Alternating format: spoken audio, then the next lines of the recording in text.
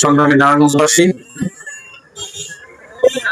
প্রাচ্যের ডান্ডিখ্যাত নারায়ণগঞ্জ আজকে মাদকের আখড়ায় পরিণত হয়েছে।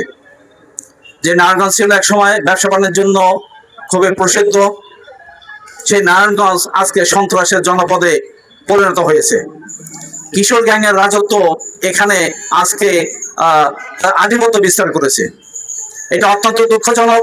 আজকে নারায়ণগঞ্জের বাসিন্দা বলে পরিচয় দিতেও লজ্জা হয় এই মাদক এবং সন্ত্রাসের কারণে।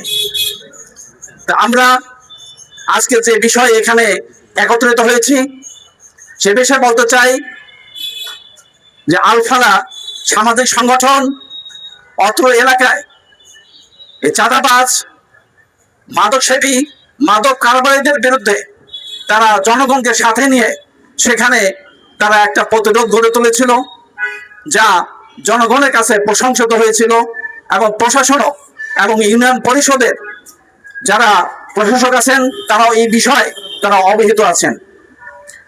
কিন্তু বিগত 2-3 দিন আগে যে অনাকাঙ্ক্ষিত যে ঘটনা সেখানে ঘটেছে, যার সাথে এই দুজন আলেমকে সহ এবং অন্যান্য যে নিরীহ লোকগুলোকে সেখানে তাদের নাম জড়িয়ে যে মামলা করা হয়েছে, এটা বলবো একটা উদ্দেশ্য প্রণোদিত এবং আলেমদেরকে হেয় প্রতিপন্ন করার জন্য এটা একটা দুরভিসন্ধিমূলক একটি কাজ।